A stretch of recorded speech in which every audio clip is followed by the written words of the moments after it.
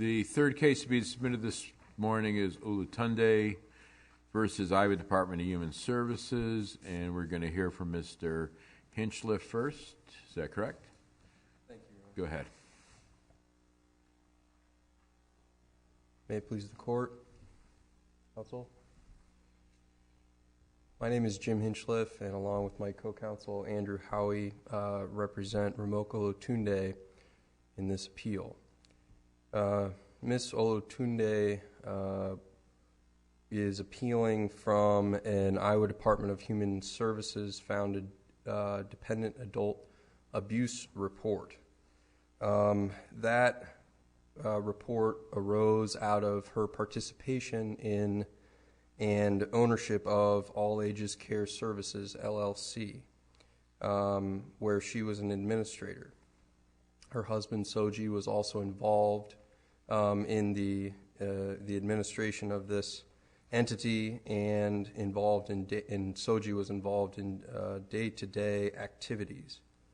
At issue in this case is a dependent adult, and my client has never disputed the fact that JN, the individual in the dependent adult abuse report, is in fact a dependent adult.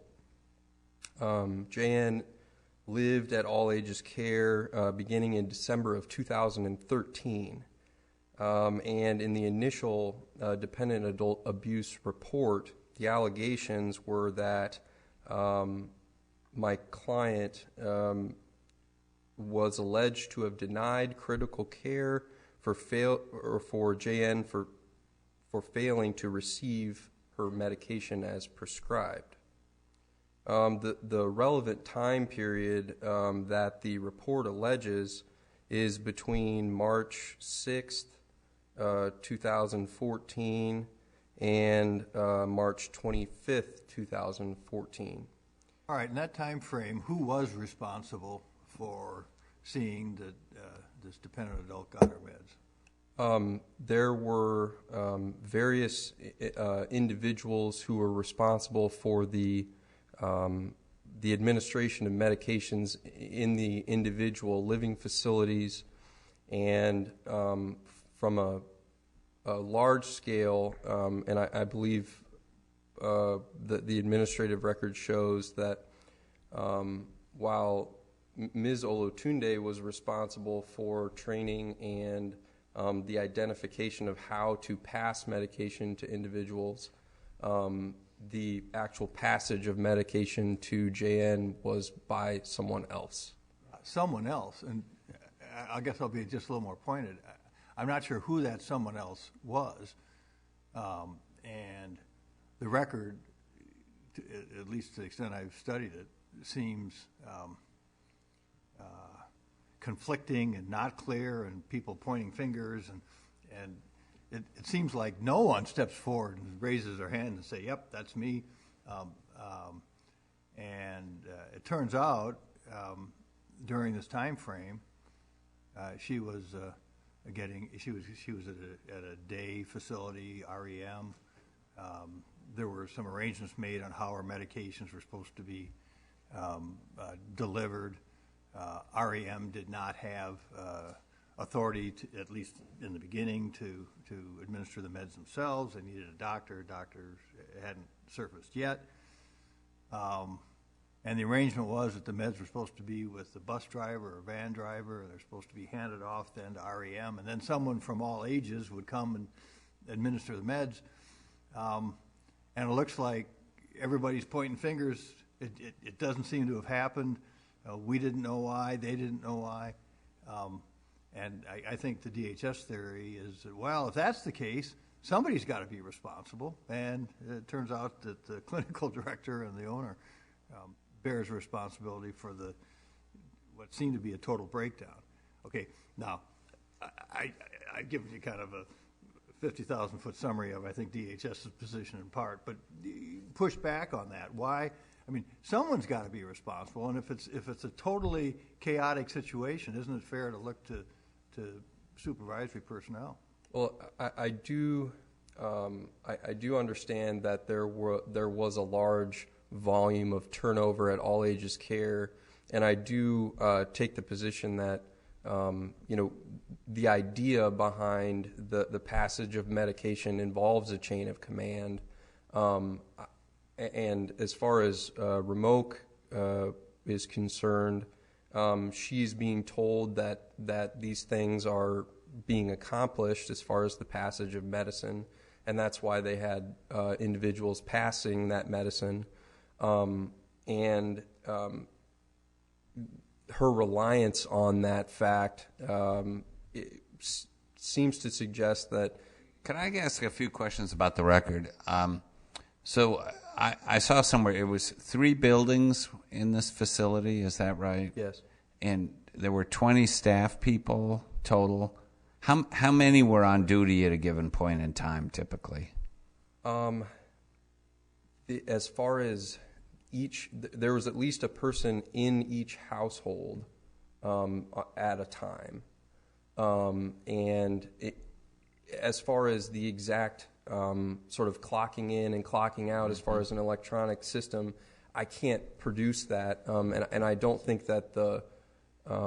So at least 3 staff at any time, and how many clients were there total? Well, as far as the amount of clients on a that would also change. Give me a range.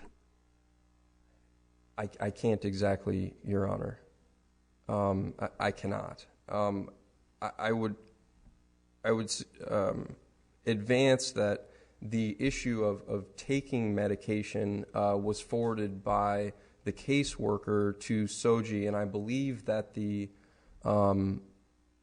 administrative law judge made a finding in her findings of fact that indicated that on one occasion there was an issue with medication being given, and that was responded to by SOGI. As far as the administration that goes into this care facility, I think the actual finding of dependent adult abuse based upon a report is between the dependent adult at issue and between the accused dependent adult abuser. And on the face of the initial Department of Human Services report, and I believe that's page 10 or 1060 in the appendix, there's no indication on that report when Ms. Olutunde committed a specific act of dependent adult abuse against JN. But the way you're trying to explain it, wouldn't that allow a facility such as, well, let me back up. First of all, would we all agree that this woman needs some very acute and dated face-to-face contact and care in her life? Yes. So even if you used the words various, Justice Appel asked who was responsible for her, and you said various people. Okay, various, I can live with that if there's a document that we can follow who watched her on January 12th, who watched her or gave her meds on the 13th, but we don't have that. So if you have utter chaos, isn't this approach a way of getting around? I mean, you could never find anybody, and yet this woman apparently wasn't getting her meds. Shouldn't somebody be responsible for that? Yes, I do believe someone should be responsible for that. But I believe the way that the investigation was conducted was that SOGI and Remoke were both looked at the exact same time for the exact same things, and it seems to be for the same reasons, and I believe that the Mosher Court in 2003 indicated that and while that's a financial exploitation case, which is not factually similar to this, indicates that that the elements of exploitation of a dependent adult by a caretaker must be present at the time of the specific act. The elements must be present. I mean, I'm not sure that necessarily means that the physical presence in the same location. In the Mosher case, the two parties were long out of the care setting, and so therefore it wasn't dependent abuse. But I'm not sure, as I read the couple paragraphs in Mosier, it says the elements must be present. In other words, must be a caretaker, and it must be simultaneous with the alleged abuse. Seems to me, if we buy the supervisory theory, which I question, but if we buy that, Mosier's been satisfied. She was a caretaker at the time, and at the time the drugs were not administered. Your Honor, and I also think in order to, and I'm going to respond to your question in sort of a roundabout way, so I apologize for being indirect, but in order to have a founded report for denial of critical care, the caretaker must make willful or negligent acts or omissions. And as far as the acts that were made during the period that this was all going on, there's nothing in the administrative record that says Remoke was the person to make those omissions.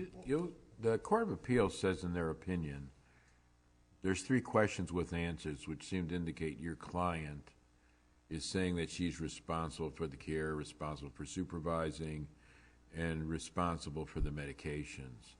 And it seems to me that that would be substantial evidence to support the finding of abuse, but for the issue I really have is, can a supervisor who's just responsible for training and for education be a caretaker? Because it seems to me, if this was a national nursing home, and I'm going to ask you the same question, but if it was a national nursing home and they had a director of training and supervision 5 states over, I mean, couldn't the same result happen because of that? So I'm interested in why this supervisor is really a caretaker. Well, as far as the national example, Your Honor, I believe the way that the Department of Human Services has interpreted the statute, along with their reasoning in this case, in fact, to say in its final decision, the department refers to, quote, JN's caretakers, while at the same time identifying that Soji and Remoke must be deemed to have been JN's caretakers under Iowa Code Section 235B2. So the ability to deem someone to be a caretaker while they're in an administrative position and a supervisory position allows and potentially could allow the department to say that a person who is 5 states over has committed dependent adult abuse because of a lack or a lapse in training. And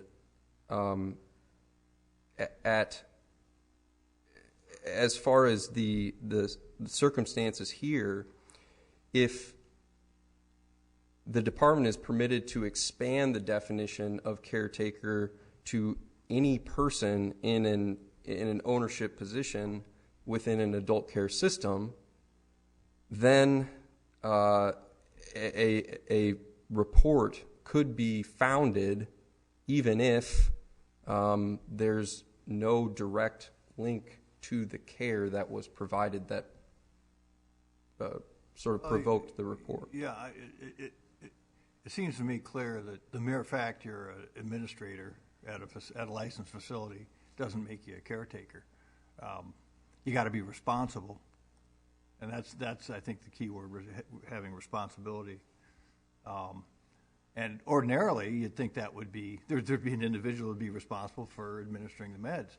I mean, it isn't rocket science, but it's very critical in these facilities. Meds are administered in a timely fashion. There's usually a lock and key kind of control of the drugs because the clients often cannot self-medicate. It's entered into a chart, and this is basic and absolute baseline of the care that's given. And if that doesn't happen, the question is who's responsible for that? And ordinarily, you'd think it'd be, Jim or John or Jane or whoever who goes in and on a daily basis sees at 3 o'clock the meds are given and writes it down.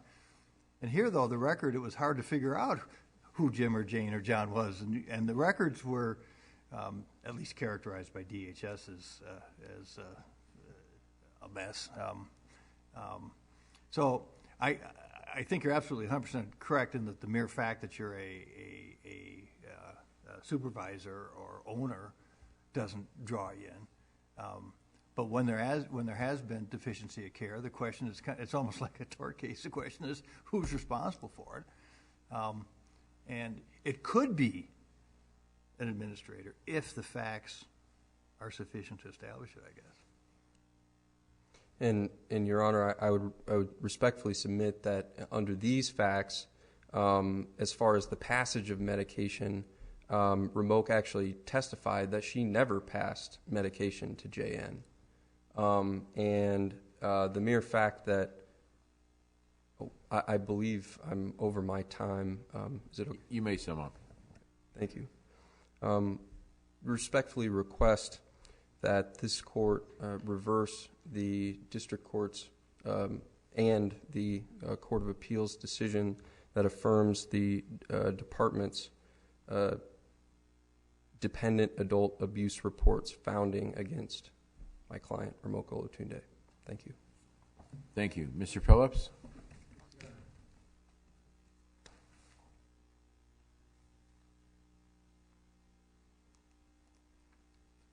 May it please the court. My name is Counsel. My name is Charles Phillips. I'm appearing on behalf of the Iowa Department of Human Services today, the resistor. We're, of course, overall taking the position that the district court and the Iowa Court of Appeals got it right. And could I ask that same question? How many clients were in this facility? My understanding was this facility consisted of 3 houses, 2 for girls, 1 for boys. There were 3 buildings, 2 houses. The 2 houses were for girls. The one this client was in was a house that had between 2 or 3 residents, and I assume the other house for girls had between 2 or 3 residents. The 3rd building was for boys. It was apartments. I'm not sure how many apartments there were. And is it the department's position that Ms. Olutunde was a caretaker for every one of these people? It's the department's position that Ms. Olutunde was a caretaker for this individual. Doesn't it logically follow she's a caretaker for everyone under the litigation position you've taken? I don't know that logically follows. My position, the department's position, is that we're not here to argue that supervisors in every case or even in any other case are caretakers. We're not here to... It specifically makes this supervisor a caretaker.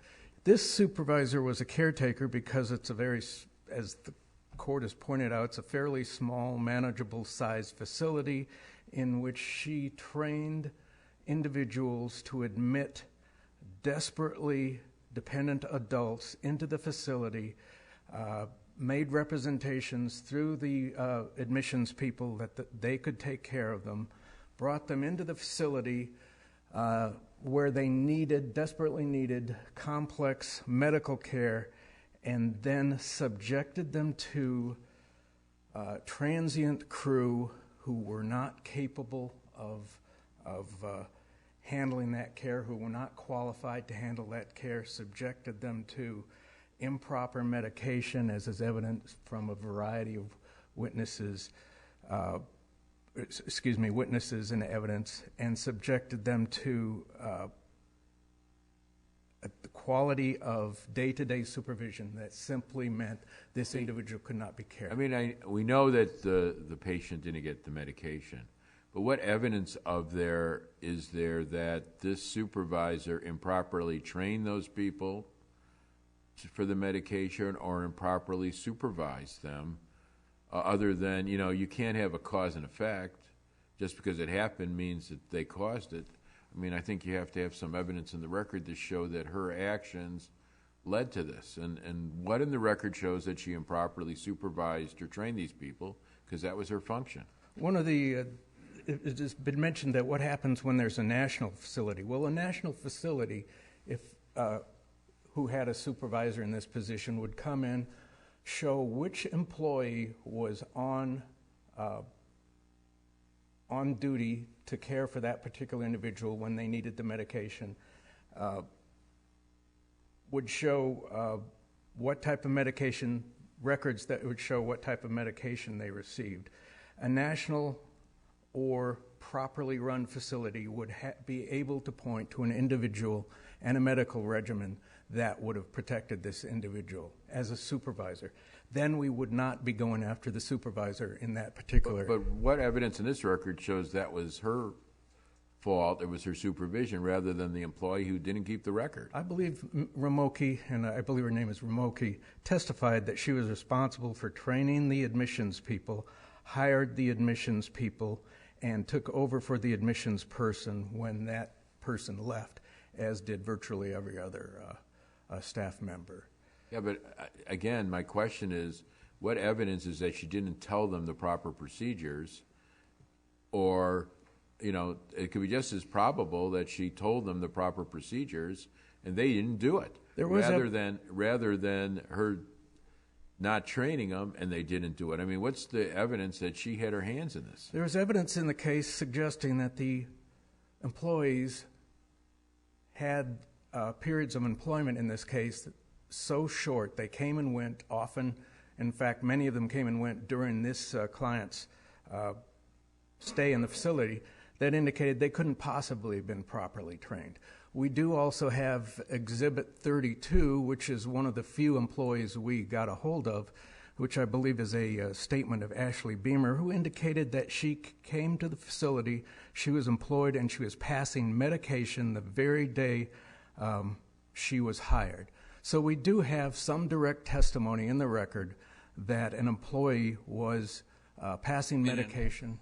I mean, clearly the case is made that this facility should not have been providing services for DHS. And DHS has a variety of tools, one of which is it could have just terminated the arrangement with the facility.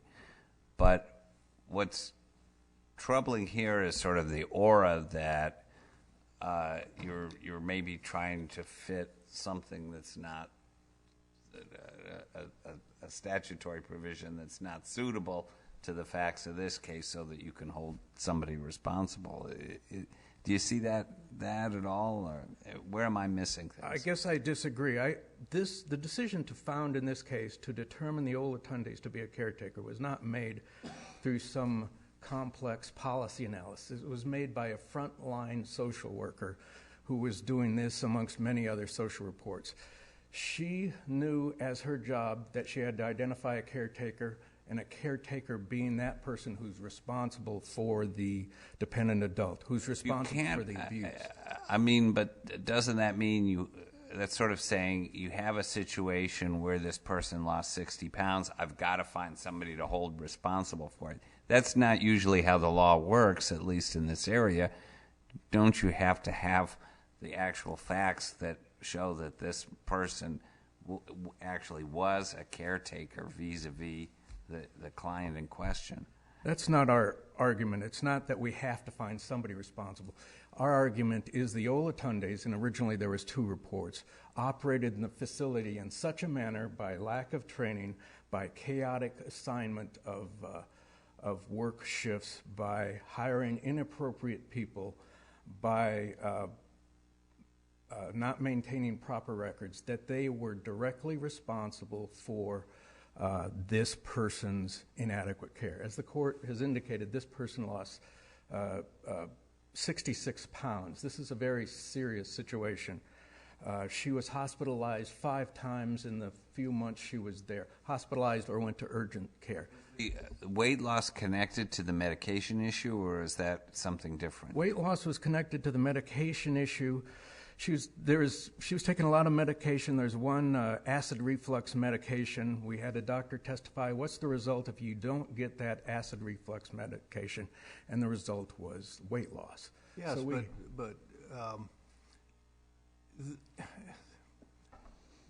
there wasn't a clear indication of the record, at least that I could find, help me please, that indicated really how often this happened. I mean, we're talking about a period March 6th to the 25th or 28th maybe. March 6th looks like maybe she didn't get medication. Then there's some incomplete records, some records with a bunch of X's in it, and I'm not exactly sure how to read all that. It looks like she got medication on a number of the days. Then you have the blister pack issue. The blister packs found their way into her backpack, probably shouldn't have been in her backpack. The blister pack was examined by staff at REM, suggesting that, I mean, there was medication still in the blister pack. But at the end of the day, and you know, there was some fact-finding to this extent, or actually it was a conclusion of law, I guess, but the administrative law judge kind of suggested, well, you know, there's not a lot of evidence of specific lack of administration other than March 6th. So why don't you respond to that kind of factual challenge? March 6th was kind of interesting because that was a meeting in which the facility representative got together with the representative of the new facility and said she's got to stop taking the medication, she's got to stop transporting it, she'll eat it if you let her do that, and that medication still has to be administered by your facility in the new facility, and they didn't get it done that day. But I think one failure probably doesn't cut it, and I think you'd agree with that. But I think there was more than one failure. There's indications in the bubble packs there's more than one failure. We have the indications that she was displaying spectacularly the physical signs, symptoms of not having received that information. While it was not a focus at the time of trial, that weight loss is a spectacular figure, and we had indications that that is what the lack of that. You think the record would establish that the weight loss was caused by a failure to administer the appropriate drug? Well, I think the record establishes that's a reasonable assumption because that's the drug one of the drugs that we can establish was not being administered properly, that we don't have proper records. Court of Appeals, as I recall, attached great significance to not only the fact that there was indications that the drugs weren't administered, but they indicated that it was wrong that the facility did not have proper records. And yeah, but the prosecution isn't for improper records, right? I mean, you tell me what those records show. I mean, records show that the facility was the patient care in that facility was being handled by people who weren't qualified to do their jobs. They did not know what the records meant. They did not know what the signals on the records meant. They could not possibly have taken care of an individual and maintained her medical regimen. How do we know that? I mean, we know they have bad records. I mean, I think that's right. The records are difficult to figure out. We don't know. I mean, we don't know exactly what happened. I think you can conclude from the records that certainly on some days she got medication, and what the gaps mean, I don't really know.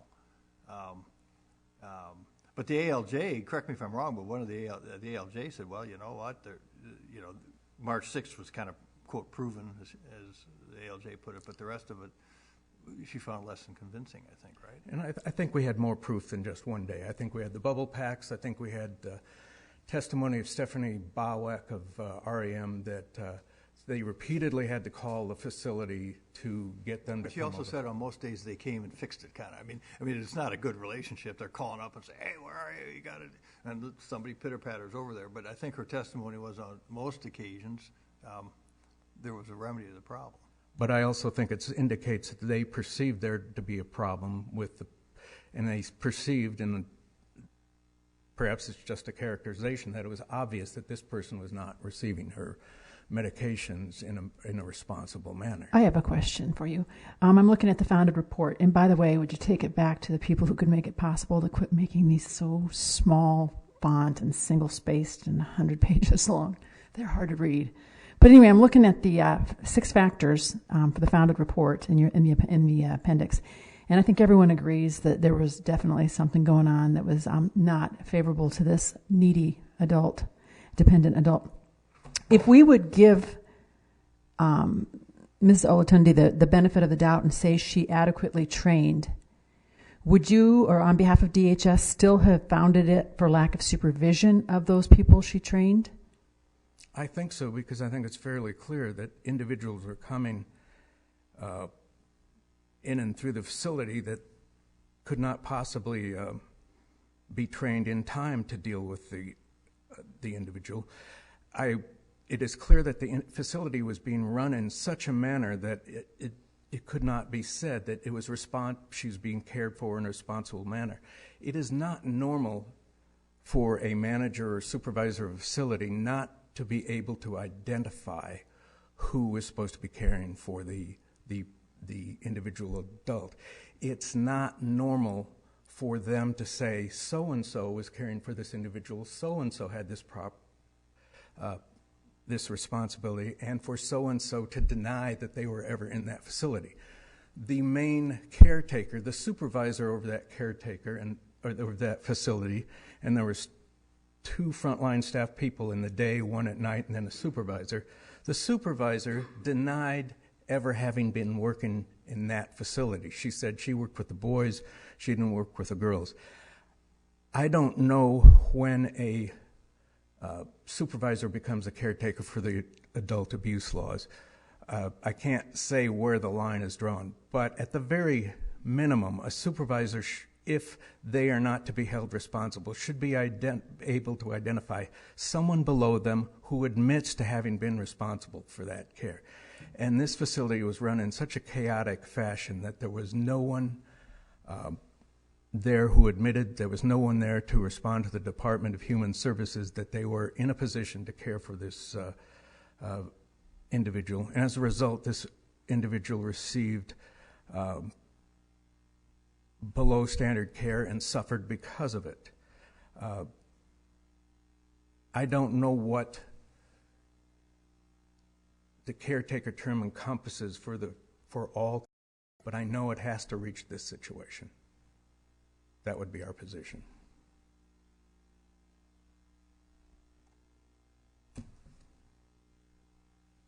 Thank you. Thank you very much. Any rebuttal?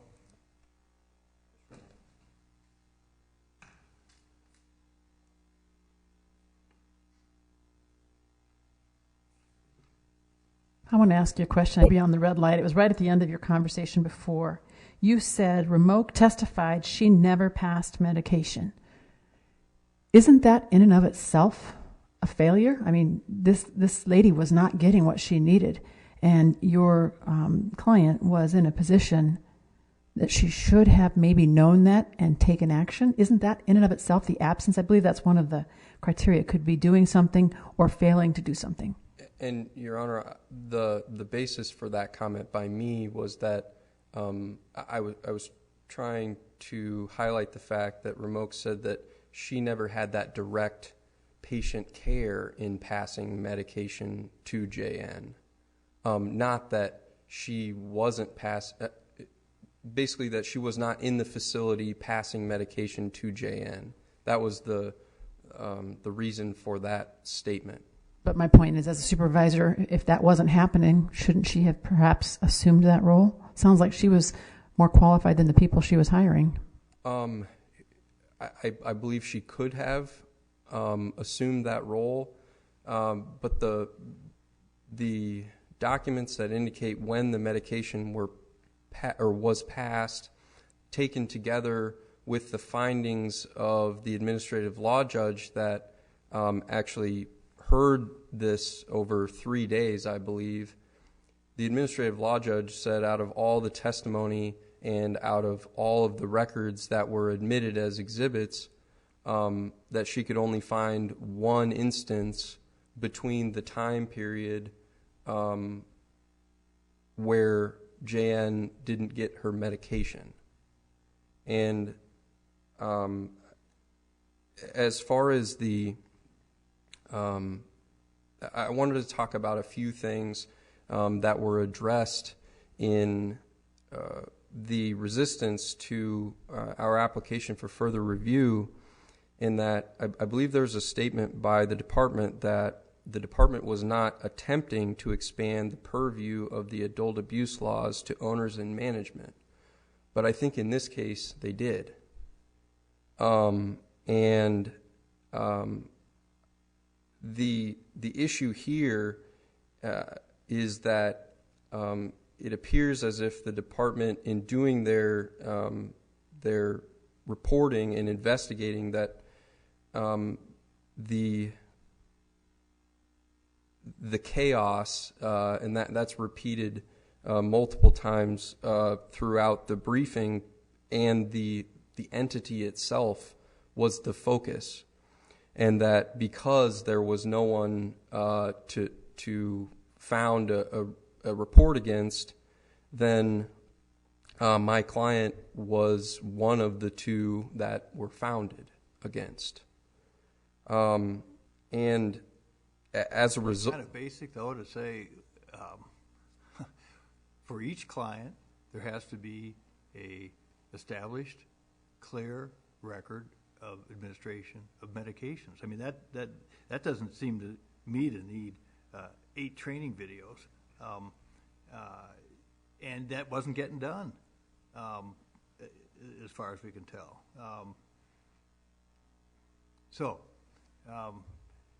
Doesn't management become responsible if the system is set up so that you're not able to deliver the service that's required?